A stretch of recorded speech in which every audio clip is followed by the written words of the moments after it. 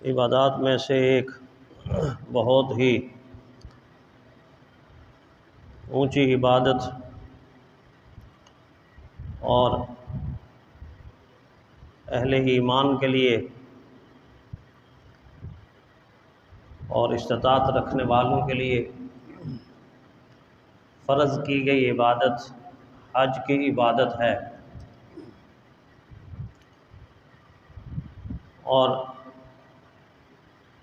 یہ عبادت بعض لوگوں کو زندگی میں ایک ہی مرتبہ اس کے بجا لانے کا، اس کے کرنے کا، اس کے ادا کرنے کا موقع ملتا، اور بعض وہ ہیں جن کی استطاعت نہیں، جن کو اللہ تعالیٰ نے چھوٹ دی ہے، اللہ تعالیٰ نے ان کو رخصت دی ہے، ان کو رعایت دی ہے، وہ تو بعض مرتبہ ساری زندگی میں ایک مرتبہ بھی اس عبادت سے لطف اندوز نہیں ہو سکتے۔ وہ الگ بات ہے کہ اللہ اپنے کرم سے ان کو نہ کرنے کے باوجود اس عبادت کا اجر دے دے، مقام دے دے، مرتبہ دے دے، اگر وہ سچی طلب رکھنے والے ہیں۔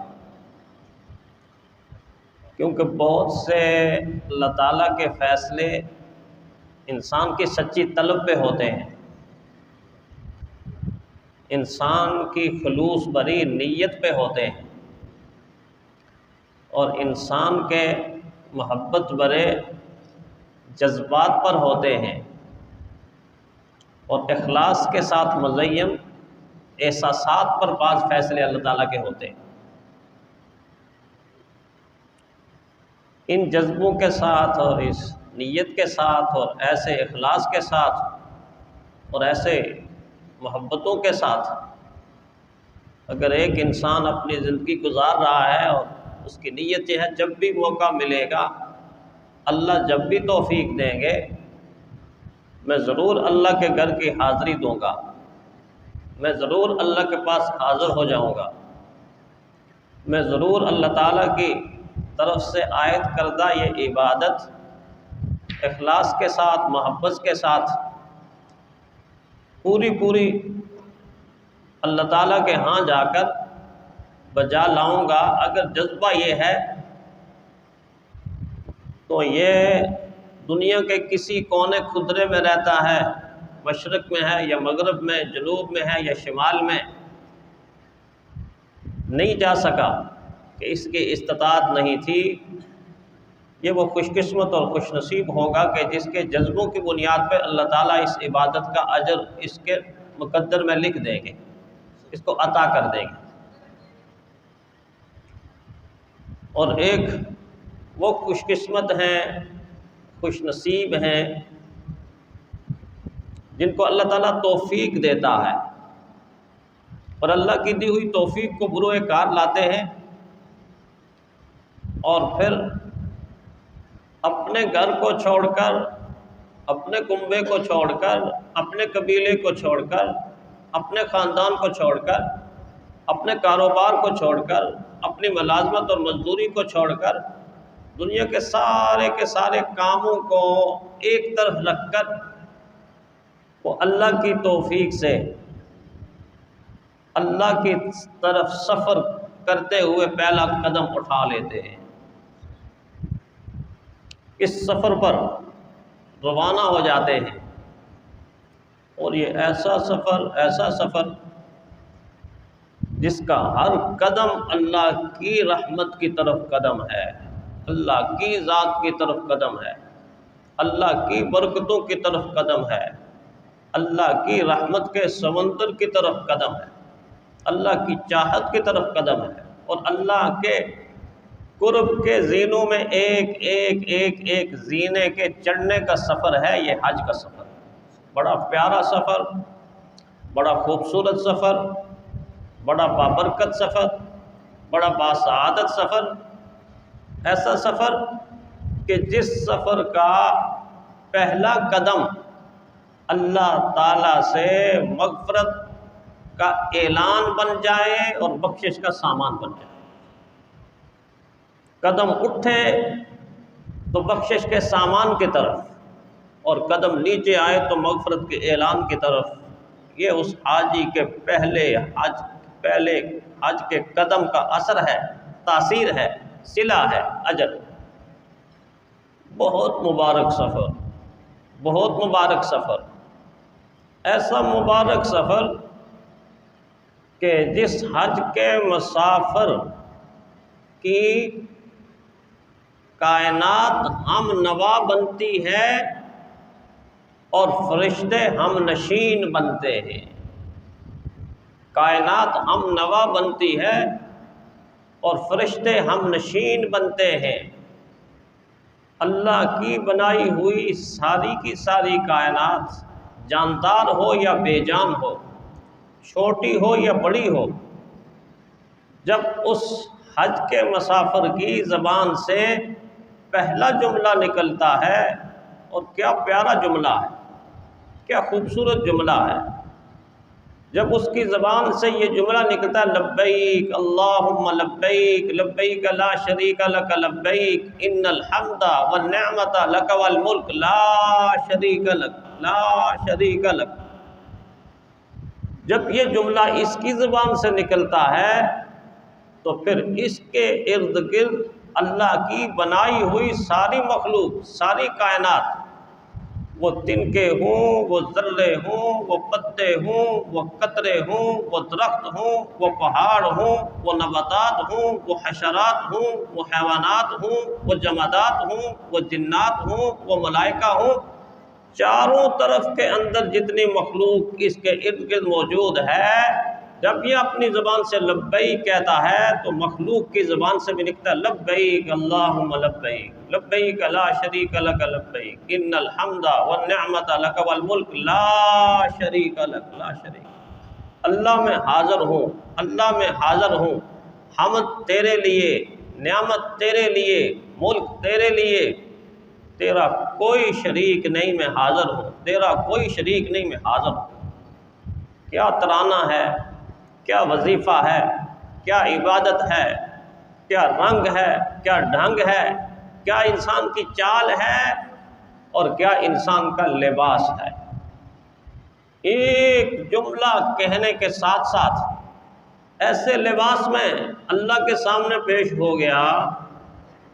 کہ جس لباس کو دیکھ کر فرشتے یہ کہیں کہ یہ دنیا کی زندگی کا مسافر نہیں ہے، تو آخرت کا مسافر لگ رہا ہے، یہ تو حشر کا مسافر لگ رہا ہے، یہ تو برزخ کا مسافر لگ رہا ہے۔ یہ تو اللہ کی طرف جس طرح ایک انسان اپنی دنیا کی مکمل زندگی پوری کر کے رخصت ہوتا ہے اور لوگ اس کو روانہ کر رہے ہوتے ہیں، چارپائی پہ رکھ کے ہاتھوں کے ساتھ اس کو اللہ کے پاس بھیج رہے ہوتے ہیں، جس طرح اس کے بدن کے اوپر بھی یہ سفید لباس آ جاتا ہے، دنیا کا لباس اتر جاتا ہے، اس طرح حج کے سفر پر چلنے والے مسافر کا بھی اپنا سارا لباس اتر گیا اور ذرہ برابر اپنا لباس پہننے کی اجازت ہی کوئی نہیں، اجازت ہی کوئی نہیں۔ اب قمیض نہیں پہن سکتا، اب شلوار نہیں پہن سکتا، اب سلوکہ نہیں پہن سکتا، اب واسکٹ نہیں پہن سکتا، اب نکر نہیں پہن سکتا، بدن کے اوپر دو سفید چادروں کے سوا کوئی چیز بھی یہ سلی ہوئی نہیں پہن سکتا، ساری کی ساری چیزوں کو الگ کر دیا، بس دو چادریں ہیں تیرے لیے، ایک چادر تو اوپر پہنے گا، دوسری چادر تو بدن کے نچلے حصے پر باندھ لے گا، بس یہ تیرا لباس ہے، یہ تیرا لباس ہے۔ اور ایسی یکسانیت پیدا کی اس لباس میں، کسی کے لیے کوئی استثناء نہیں، کوئی صدر ہے، کوئی وزیر اعظم ہے، کوئی چیف آف آرمی اسٹاف ہے، کوئی چیف جسٹس ہے، کوئی امیر ہے، کوئی تاجر ہے، کوئی پیر ہے، کوئی عالم ہے، جو ہے سو ہے، لیکن اس لباس میں اسی لباس میں ہوگا، اس سفر میں اسی لباس میں ہوگا۔ اگر اس نے لباس تبدیل کر دیا تو پوری کی پوری کائنات کا بادشاہ بھی کیوں نہ ہو، اس کا حج قبول نہیں، حج کی کوئی ادا قبول نہیں۔ اتنی پابندی لگا دی،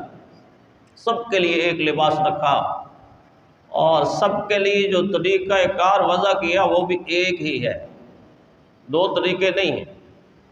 جہاں جہاں بھی کوئی عمل کر رہا ہوگا ساروں کے لیے حکم ہوئے تم نے بھی یہی کرنا ہے، تم نے بھی یہی کرنا ہے، تم نے بھی یہی کرنا ہے۔ طواف کریں گے تو سارے کریں گے، سعی کریں گے تو سارے کریں گے، مینا میں جائیں گے تو سارے جائیں گے، عرفات میں جائیں گے تو سارے جائیں گے، مزدلفہ کو پلٹیں گے تو سارے آئیں گے، پھر مینا میں آ کے کنکریاں ماریں گے تو سارے ماریں گے، طواف زیارت کریں گے تو سارے کریں گے، طواف وداع بھی کریں گے۔ ساری کی ساری عبادات میں یکسانیت پیدا کر کے بتا دیا کہ تمہارے دین کے اندر ایک وحدت کا سبق ہے، ایک وحدت کا درس ہے۔ جس طرح تم یہ ساری کی ساری عبادات اکٹھے کر رہے ہو، ایک جیسی کر رہے ہو، ایک وقت کے اندر کر رہے ہو، ایسے ہی دنیا میں زندگی گزارو اور دنیا کو بتاؤ کہ تم ایک ہو، تم نیک ہو، تم ایک ہو، تم نیک۔ ایسا وحدت کا سفر ہے، اور دین نے تو وحدت کی بنیاد ہی عبادات سے مجھے اور آپ کو سمجھائی۔ اللہ تعالیٰ کو معلوم تھا کہ ان کے دلوں کے اندر نفرتیں پیدا ہوں گی، حسد پیدا ہوگا، بغض پیدا ہوگا، کینہ پیدا ہوگا، تنگ نظری پیدا ہوگی، تنگ دلی پیدا ہوگی، قدورتیں پیدا ہوں گی۔ ان ساری کی ساری میل کچیل کو دور کرنے کے لیے اللہ نے عبادت کی بنیاد ہی وحدت، یکسانیت اور مساوات کے اوپر رکھی ہے۔ کہاں سے وحدت شروع ہو جاتی ہے؟ دیکھ لیجئے، نماز سے وحدت کا آغاز ہوتا ہے۔ کس طرح مسلمان اپنے امام کی اتباع کرتے ہوئے، اقتداء کرتے ہوئے، اطاعت کرتے ہوئے ذرہ برابر بھی ادھر سے ادھر نہیں کرتا، اونچ نیچ نہیں کرتا، وہاں کوئی ٹیڑھ نہیں محسوس ہوتی، امام کے اللہ اکبر کا منتظر ہوتا ہے، وہ کھڑا ہے تو کھڑے ہو کر اطاعت کرتا ہے اگر کوئی عذر نہ ہو۔ امام کھڑا ہے قیام میں، مقتدی کھڑے ہیں قیام میں، امام جا رہا ہے رکوع میں، مقتدی جا رہے ہیں رکوع میں، امام رکوع سے قومے میں جا رہا ہے، مقتدی قومے میں جا رہے ہیں، قومے سے امام سجدے میں جا رہا ہے، مقتدی سجدے میں جا رہے ہیں، اٹھ رہے ہیں جلسے میں یکسانیت، پھر سجدے میں یکسانیت کرتے کرتے امام دائیں طرف منہ پھیرتا ہے، مشرق سے مغرب، جنوب سے شمال کے ایک نمازی بھی آپ کو ایسا نہیں ملے گا کہ اپنی مسجد کے اندر امام تو دائیں طرف السلام علیکم ورحمۃ اللہ کہہ رہا ہو اور وہ بائیں طرف السلام علیکم ورحمۃ اللہ کہہ رہا ہو، ایک بھی نمازی نہیں ملے گا۔ امام دائیں کو سلام پھیرتا ہے، پھر وہ دائیں کو سلام پھیرتا ہے، جب امام دائیں سے فارغ ہو کے بائیں کی طرف سلام پھیرتا ہے تب جا کے وہ اپنی گردن کو یوں بائیں طرف کرتا ہے۔ کتنی اطاعت ہے، کتنی اتباع ہے، کتنی یکسانیت ہے اور کتنی یکجہتی ہے، کتنا اتحاد ہے اور کتنا اتفاق ہے۔ اگر یہی نماز سے ہی ہم اتفاق سیکھ لیتے تو آج امت کے ٹکڑے ٹکڑے نہ ہوتے، آج امت اپنی وحدت کو پارا پارا نہ کیے ہوتے، لیکن ہم عبادات بجا لاتے ہیں رسمی رسمی رسمی، رسم بجا لاتے ہیں، عبادت کو اس انداز سے نہیں کرتے کہ جس انداز سے اللہ تعالیٰ نے کرنے کا حکم دیا اور میرے اور آپ کے آقا اللہ کے محبوب نے عبادت کر کے دکھا۔